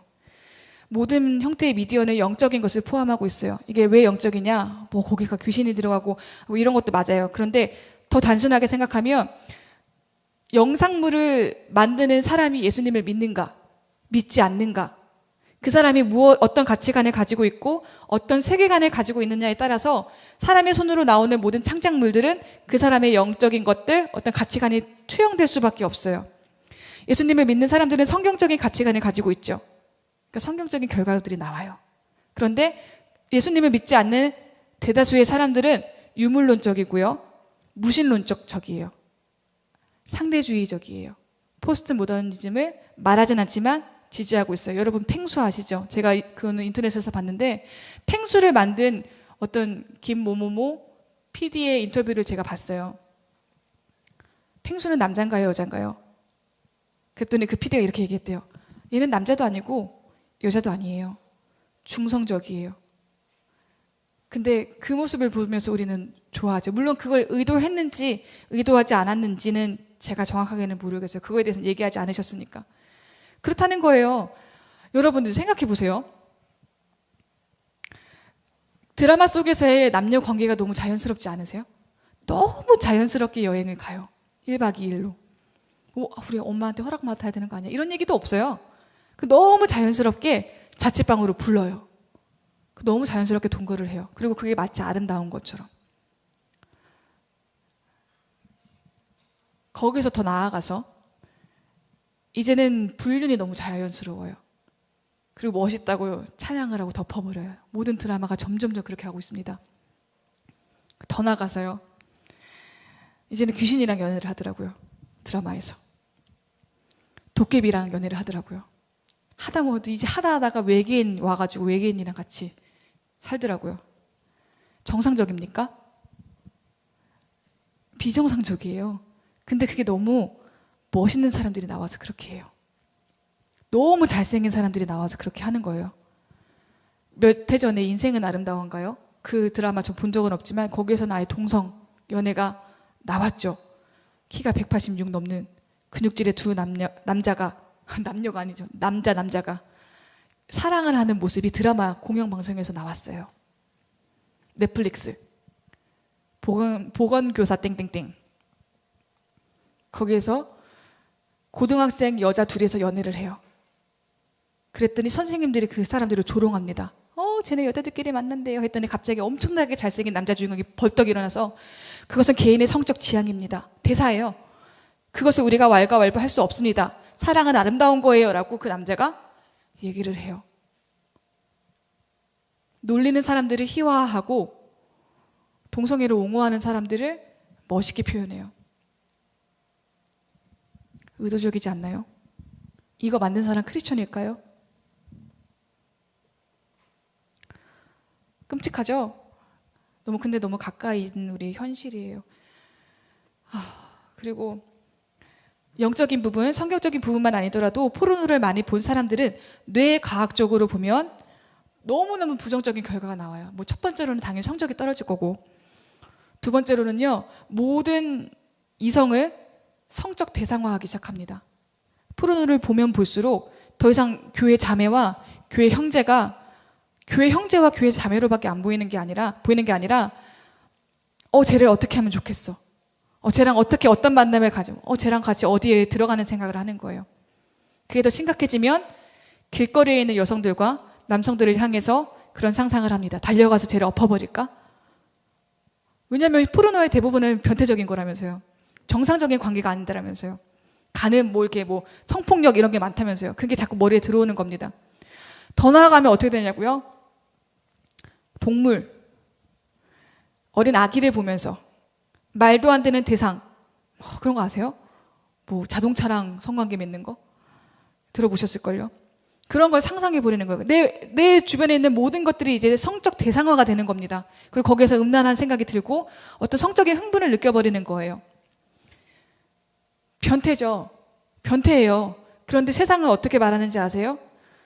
성적 취향이야. 니네가 결정하는 거야. 세상은 이렇게 가고 있어요. 그게 정상적이라고 얘기를 해요. 성경에서 말하는 죄를 더 이상 죄라고 얘기하는 것이 죄라고 얘기하는 세상이 돼버렸어요. 이해하세요? 우리가 스스로를 지키지 않으면 우리 따라가게 돼 있습니다. 그리고 실제로 많은 성범죄자들, 강간범들을 보면 한 번에 짠 하고 강간범이 된 경우는 대부분 없어요.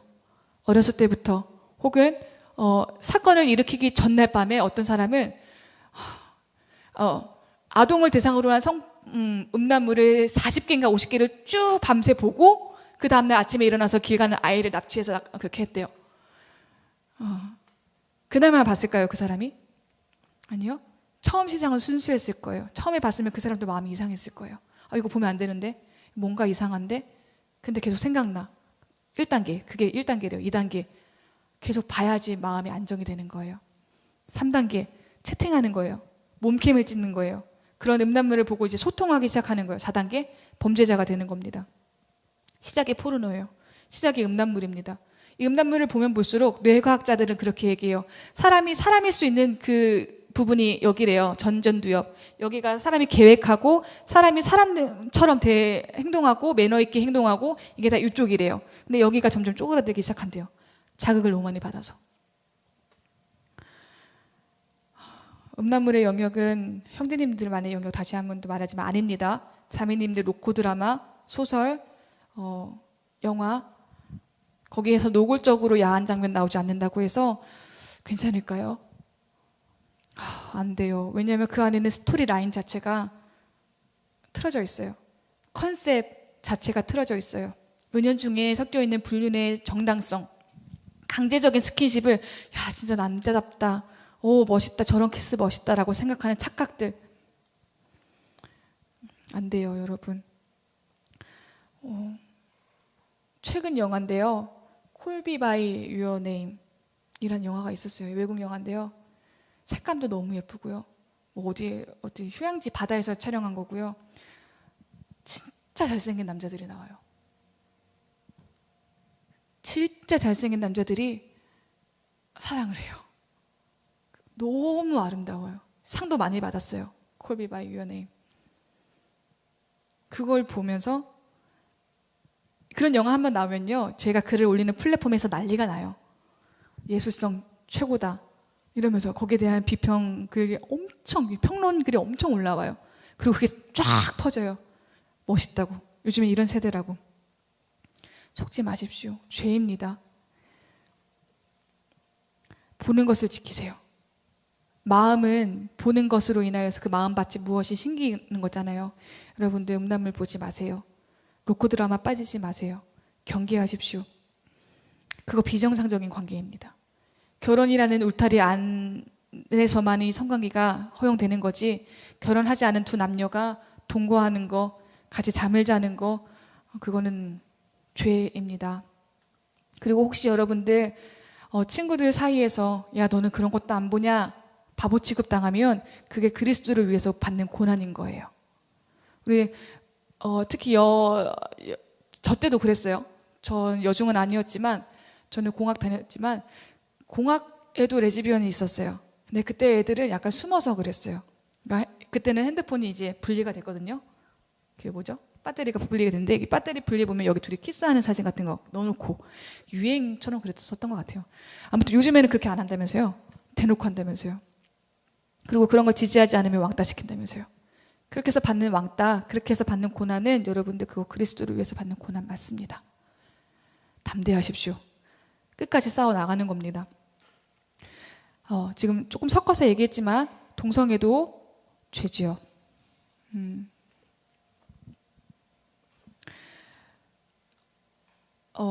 제가 유튜브 김지연 대표님 강의를 보면서 들은 얘기인데요. 뉴욕에서는요, 이런 칠판에다가요, 이렇게 줄을 쫙 그어 놓는데요. 그리고 맨 끝에는 여자, 맨 끝에는 남자 하고 이렇게 줄을 쫙 그어 놓고 초등학교 1학년 때 애들을 한 명씩 부른대요. 그러면서 얘야 너는 성별이 뭐니? 누가 봐도 남자예요. 근데 그 남자애 와서 이렇게 메일에다가 딱 하는 게 아니라 잘 생각해봐. 너한테 여성성이 몇 %야?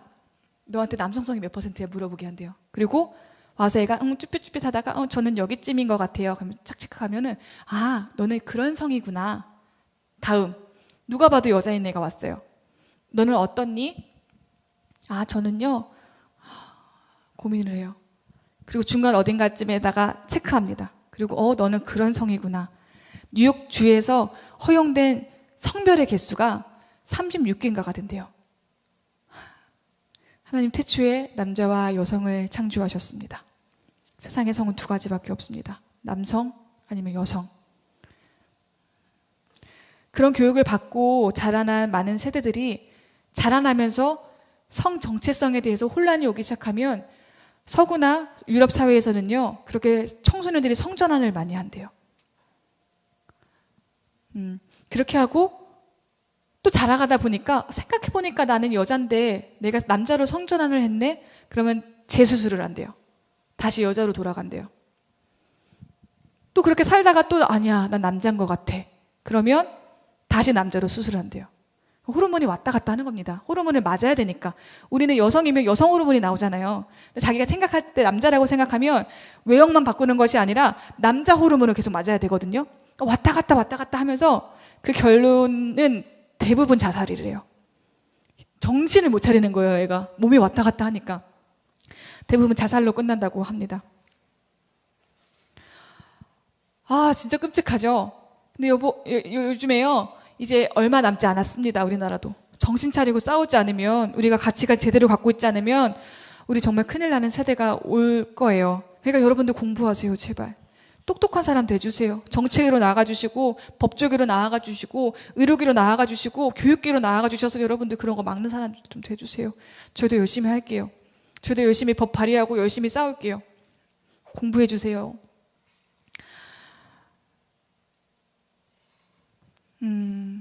로마서 말씀을 보면 로마서 1장 21절에 하나님을 알되 하나님을 영화롭게도 아니하고 감사하지도 아니하고 오히려 그 생각이 허망하여지며 미련한 마음이 어두워졌나니, 마음이 허망해지고 생각이 허망해지고 마음이 미련해져서 어두워졌을 때 나오는 죄들을 바울 사도가 쭉쭉쭉쭉 열거하면서 26절에 분명하게 얘기합니다. 이 때문에 하나님께서 그들을 부끄러운 욕심에 내버려 두셨으니 곧 그들이 여자들도 순리대로 쓸 것을 바꾸어 영리로 쓰며 레즈비언이 되며, 그와 같이 남자들도 순리대로 여자 쓰기를 버리고 서로를 향하여 음욕에 부릴 듯함에 동성애를 저지르며.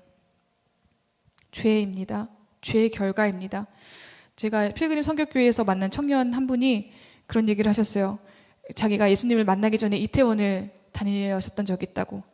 이렇게 호빠라든지 뭐 이렇게 무슨 그냥 바라든지 킹 클럽, 퀸 아시는 분은 아실 거예요. 그런데 가면은 그렇게 트랜스젠더들이 많대요. 그렇게 긴 머리의 남자들이 많고 그래서 그렇게 나이스하고 젠틀하고 너무너무 재밌게 논대요. 근데 조금만 깊은 인생 얘기를 하면 다 그들의 똑같은 말을 한다는 거예요. 죽고 싶어. 나 용서받지 못할 것 같아. 나 돌아갈 수 없을 것 같아. 저 사람들이 나에 대해서 어떻게 얘기하는지 나 다 알고 있어. 근데 나 못 돌아가. 어떡해. 우울해. 이 얘기로 끝난다는 거예요. 그 술자리가 늘 그렇댔어요. 여러분들 중에 혹시라도 없겠지만 혹시라도 남성임에도 불구하고 약간 그런 고민이 있으시거나 여성임에도 불구하고 그런 고민이 있으시면 그 혼자 고민하지 마시고 그런 모임 가서 우리 그렇지 우리 맞아 그런 얘기하지 마시고 제발 목사님께 가세요. 제발 목사님도 괜찮고 저도 괜찮고 누구도 괜찮으니까 찾아가셔서 도움을 구하세요. 여러분들 나아질 수 있어요. 그리고 그렇게 그 길을 걸었던 사람들이 후회하고 있어요. 그리고 에이즈에 걸립니다. 절대로 그러지 않으셨으면 좋겠습니다. 그리고 그런 마음이 없고 거룩한 주님의 자녀로 또 마음을 지키고 살고 싶으신 분들 계시면 기도만 하지 마시고 반드시 공부하십시오. 훌륭한 사람 되십시오. 반드시 그렇게 되어 주십시오. 우리나라 대통령이 방죽기에서 나왔으면 좋겠어요. 제발 그렇게 되셨으면 좋겠어요. 와, 좀 우울하죠? 그래도 알아야 되니까. 최근에 이런 일도 있었대요. 누가 봐도 남자야. UFC 선수였을걸요. 격투기 선수였을걸요. 누가 봐도 남자인데 자기는 여성이라는 거예요. 그래서 여성대회에 출전했어요. 그리고 그 남자의 근육과 남자의 힘으로 그 여성을 너무 잔인하게 때리더라고요. 그 두개골이 깨졌답니다. 그래서 나와서 당당한 거예요. 나는 정체성이 여자니까. 또 어떤 일이 있었는지 아세요? 어떤 남자가 여자 화장실에 들어간 거예요. 식당에 있는 여자 화장실에. 그래서 식당 점원이 신고를 했답니다. 그랬더니 오히려 고소를 했어요. 나는 여잔데 나는 분명히 정체성은 여잔데 내가 여자 화장실에 들어갔다 나를 신고했다고 이 사람을 고소했고 그 사람이 800만 원인가? 이렇게 처벌을 받았다고 해요. 그런데 그 사람 나중에 어떻게 됐는지 아세요? 여자 화장실에서 성폭력을 벌였다고 해요. 그러니까 아니었던 거죠. 왔다 갔다 하는 거예요. 그런 세상이 다가올 게 아니라 그런 세상이에요. 지금 여러분들 꼭 믿음을 지켜야 됩니다. 목사님 말씀 잘 들으시고 꼭 그 생각을 확고하게 하시고 가치관을 확고하게 하시고 마음 지키지 않으면 다 넘어갑니다. 정신 똑바로 차려주시기를 진짜 간곡하게 부탁드려요. 자, 그러면 여러분 조금 분위기를 바꿔서 혼우 순결에 대해서 얘기를 해볼게요. 웃기죠? 혼우 순결이라니. 웃기게 썼어요, 사람들이 이 말을. 이런 거죠. 야, 부부끼리는 뽀뽀하는 거 아니야. 야, 부부끼리는 손잡는 거 아니야. 부부끼리는 같이 자는 거 아니야. 이 말의 전제가 뭔지 아세요? 부부끼리 말고 그럼 누구랑 해요? 그러니까 너무 우스갯소리를 쓰는 거예요. 아, 어떻게 장모님 딸한테 그럴 수가 있어. 아, 어떻게 시아버지 아들한테 어떻게 그럴 수가 있어. 이러면서 막 놀리는 거예요. 근데 그거 너무 나쁘지 않아요? 세상 사람들? 너무 똑똑하지 않아요? 어떻게 그런 말을 만들어내가지고 그렇게 불륜을 합법화시키냐고요. 제가 혼우 순결이라는 말을 굳이 여기다 적어놓은 이유는요. 혼우 순결이란 내가 결혼하고 나의 배우자와 성관계를 갖지 않는 게 혼우 순결이 아니라 내가 결혼을 하고 배우자만 성관계를 갖겠다고 하는 그것이 순결이라는 것을 얘기하고 싶어서 얘기를 하는 거예요, 여러분들. 간음은 죄입니다. 세상 사람들이 그리고 세상 법이 헌법이 간통은 더 이상 죄가 아니다라고 얘기할지라도 여러분들 간음은 죄입니다. 관통은 죄입니다. 성은 결혼이라는 울타리 안에서만 허용되어야 합니다.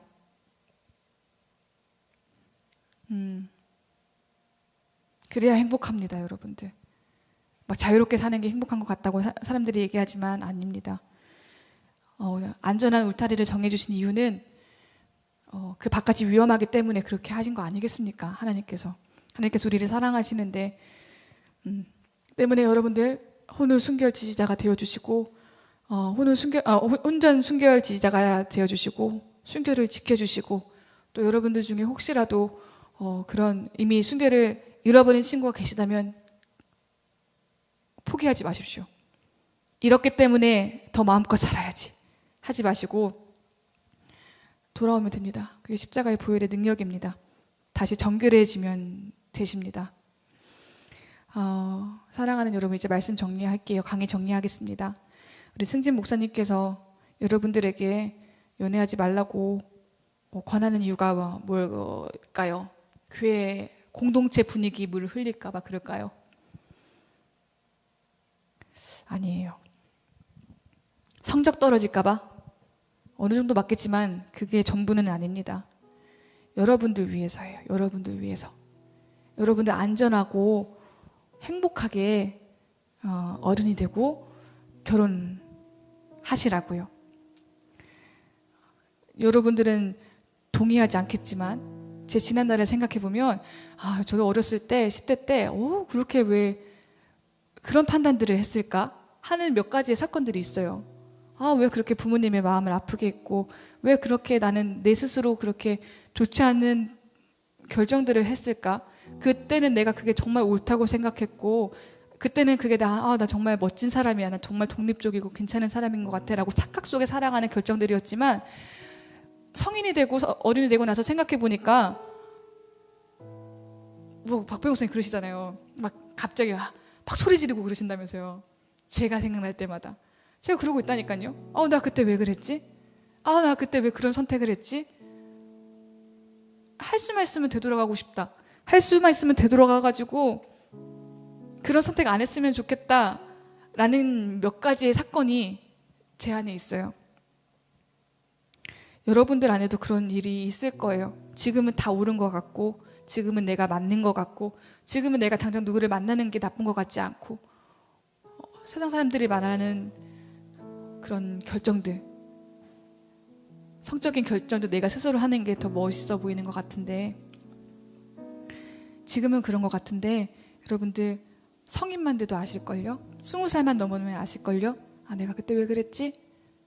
하고 그때의 결정들이 생각보다 지속적으로 나의 인생에 아픔들을 주는 걸 여러분들 경험하시게 될 수도 있어요.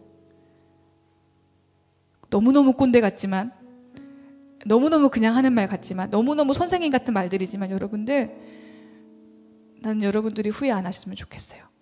저는 여러분들이 거룩한 주의 신부로 거룩한 주님의 친구로 용사로 여러분들의 자리를 지켰으면 좋겠어요. 세상에서 왕따 좀 당하면 어때요? 그렇지 않아요? 영원한 나라가 우리한테 있는데 내가 좋아하는 그 사람 당장 못 만나면 어때요? 영원한 나라가 나한테 있는데 괜찮아요. 여러분들 그 정도는 참아주세요. 힘든 거 알아요. 저도 지났잖아요. 우리 다 지났거든요. 선생님들도 그때 지내서 알죠. 여러분들의 마음을 알죠. 아니까 더 얘기하는 거예요. 여러분 지금부터 준비하십시오. 내가 언젠가 만날 그 나의 신부 또 나의 신랑에게 가장 좋은 것을 줄 수 있도록 준비해 주세요. 내가 가장 좋은 사람이 되어 주세요. 지금 기도하고 지금 공부하고 지금 절제하고 지금 참으세요. 사랑은 오래 참는 거예요. 혹시라도 지금 누군가와 교제하고 있다면 교회 안이 아니더라도 교회 바깥에서 학교에서 학원에서 만난 친구와 교제하는데 밝히지 않은 친구가 있다면 지금 목사님께 찾아가셔서 얘기하세요. 사실 저 만나고 있다고. 당장에 헤어질 수는 없어도 저 공개적으로 목사님 안에서 목사님이랑 같이 만나겠다고 결단하세요. 그럼 목사님이 지켜주실 거예요. 사랑하니까 너무너무 사랑하니까 잘 되길 바라니까 지켜주실 거예요. 혹시 포르노 못 끊는 친구들 있나요? 음란물 보는 친구들 있나요?